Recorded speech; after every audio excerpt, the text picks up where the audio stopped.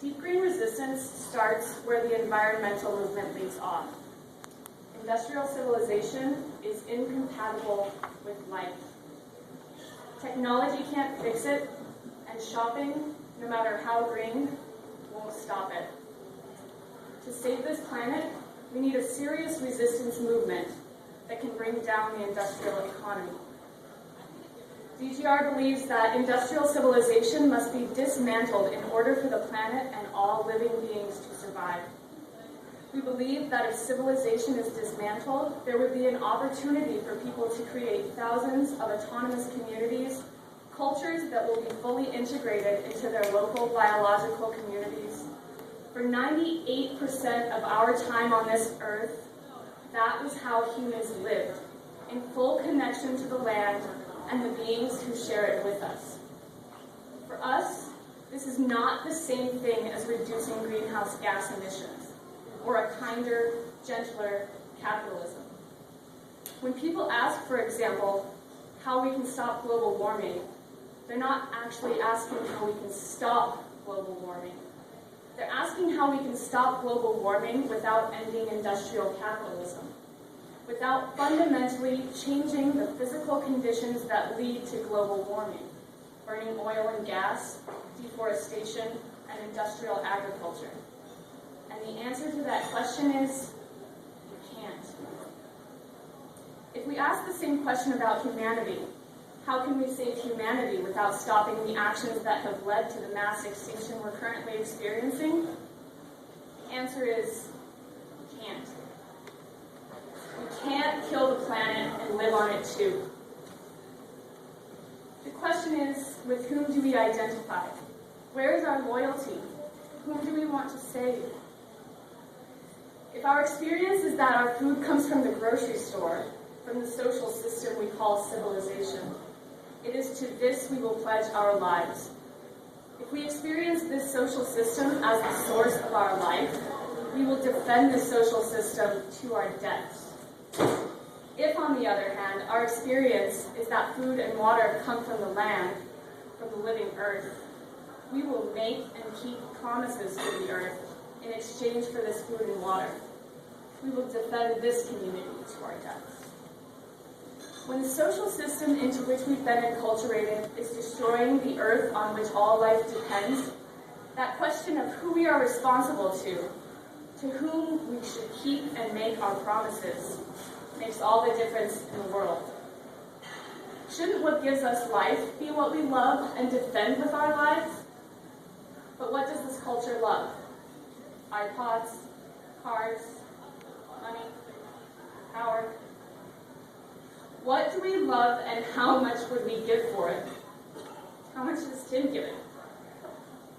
People ask us why we want to dismantle civilization as if there was a choice, as if it were our choice. This way of life is ending, and I think we all know that. Scientists certainly do. Many of the best ones are saying openly that we're doomed, and they're right, but only if we keep going as we are. Only if we don't fundamentally change things. Why is this way of life over? Any social system based on the use of non-renewable resources is by definition unsustainable. Just to be clear, non-renewable means it will eventually run out. This whole arrangement came with an expiration date. None of us here chose that, and none of us here can escape it. Civilization has been waging a campaign for 10,000 years, running through soil, rivers, forests, as well as metal, coal, and oil. That wasn't a mistake. Civilization is a way of life characterized by the growth of cities. Cities are a living arrangement where people live in densities high enough to require the routine importation of food and other necessities. In other words, where people live beyond their needs, beyond what the land can offer and what they can offer the land. This arrangement can only lead to biotic collapse. The only way to stave off collapse temporarily is by expanding into new areas and wiping them clean. But on a finite planet with finite resources, that is a relatively short high, and it will be followed by a global collapse without comparison and without mercy. Any way of life based on the importation of resources is functionally based on violence, because if you require the importation of resources, trade will never be sufficiently reliable. If people in the next watershed won't trade you for some necessary resource, you will take it because you need it. We could all become enlightened tomorrow, but the US military would still have to be huge. How else would they get access to the oil they need to run the economy? Oil that just happens to lie under someone else's land. This culture is irredeemable on a purely functional level, to say nothing of its sociopathic system of rewards. There are no industrial technologies that are sustainable. They are extractive and destructive. They require copper wiring or aluminum or any number of things based on an industrial infrastructure. And I'm sorry to say, this includes solar and wind energy. Even if we didn't care about mining and the requisite exploitation of humans and the destruction of the land, all industrial technologies, green or otherwise, will require oil.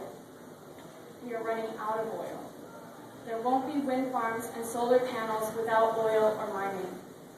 And as much as I'd like there to be, there simply won't be any green technology saviors coming. This way of life came with an expiration date, and we're almost there.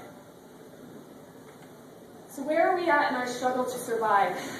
In the whole of its history, the environmental movement has never been able to stop the growth of fossil fuel consumption, let alone reduce it.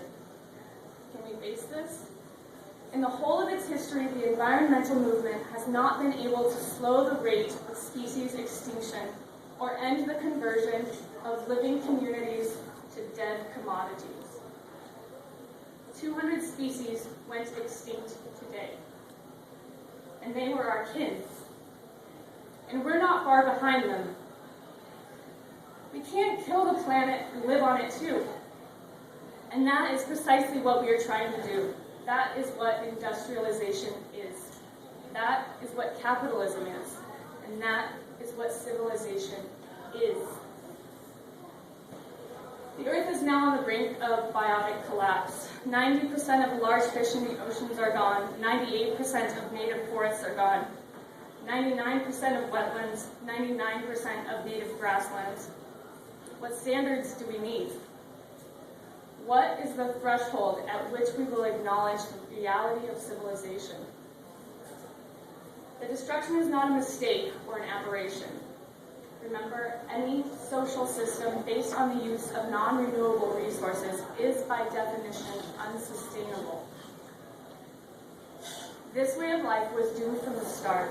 Dismantling civilization is not going backwards, it is going forwards to relearn the only way of life we've known as a species for almost all of our history. We now have about 10 years left before we go past the tipping point to irreversible climate change. We are out of soil, we are out of species, and we are out of time. That's how we see it. And we have a strategy to stop the destruction that we think can succeed. Our strategy involves two separate parts of the movement, an above ground and an underground. We are the above ground, and therefore our work is strictly limited to nonviolence. As the above ground, we have two roles. We help build a strong, effective movement using civil disobedience to stop the destruction of the planet as much as possible. And through the use of education and media, we promote the necessity of a militant underground. That underground would do actions against infrastructure to buy time for the above ground to save what can be saved. Because once a mountaintop is gone, for example, the mountaintop is gone. Throughout history, many resistance movements have included an underground that dismantles the strategic infrastructure of power. They've done that because it's an effective strategy. It works. So for those here today who are able and willing, this part of our message is for you. We need to stop industrial civilization. It can be done. It will require an underground organization with the training, the discipline, and the strategic savvy to coordinate decisive attacks on a continental scale. But it can be done, and there are manuals written by your tax dollars that can tell you how. We believe we need it all, and we needed it yesterday. If we are to succeed in the time frame we have, our movements must work in tandem, the above ground and the below ground, the militants and the nonviolent, the frontline activists and the cultural workers. We need them all. Because we are above ground, we have no connection to any underground, and we don't want any. We simply promote the idea that one is needed. So what we actually do, the whole of our day-to-day existence as an organization, is strictly nonviolent. For those who are here today who prefer an above-ground movement and use nonviolence as we do, our message, like Tim's message, is that our nonviolent movements will have to do much more in order to be successful. A centerpiece of the work we want to do is inspired by Tim. He has shown the way, and we believe in our hearts that it is up to us all who want to be effective to follow his lead. We believe we can only succeed if there are successive waves of civil disobedience held at key nodes of industry and sustained campaigns. I'll repeat that. We believe we can only succeed if there are successive waves of civil disobedience held at key nodes of industry and sustained campaigns. In no uncertain terms, we need to put our bodies between what is left of this planet and fossil fuel. This means we do a campaign and we don't go home until it's done. This means clogging the jails, not for one day, but for days, weeks, and months. This means jail solidarity. This also means serious consequences for some. And we have to talk truthfully and openly about that. It's time for our leaders in this movement to speak candidly about what kind of commitment and sacrifice will be required by some. Few except Tim have done this. Those who profit from the destruction of our lives and the earth are relentless, and they're 100% committed. We must be as relentless and committed in our strategy, our bravery, and our sacrifice. Nonviolence does not make us safe in our confrontations with power. So we'll need to build strong community and support for each other, legal defense funds, and support for the families of those who are in prison for long sentences or who lose their jobs due to their service to the movement. This means creating support networks for food, money, transportation, childcare, medical care, and simple companionship. True solidarity is healing to the heart, and it nourishes materially. It is the most important force we can create to see us through the hard times that will come when we try to actually stop those who have shown themselves to stop at nothing in the service of their greed.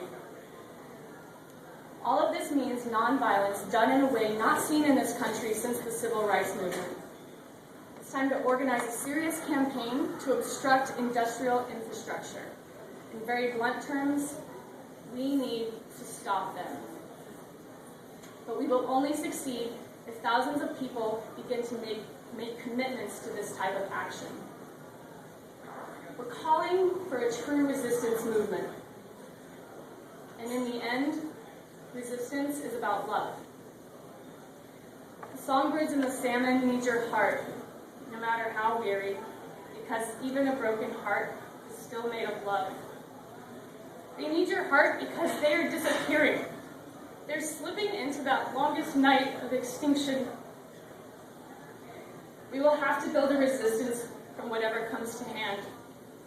Whispers and prayers, history and dreams, from our bravest words and our braver actions.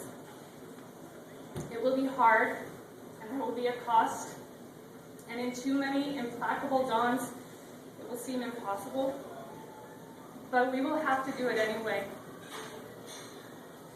So gather your heart and join with every living being.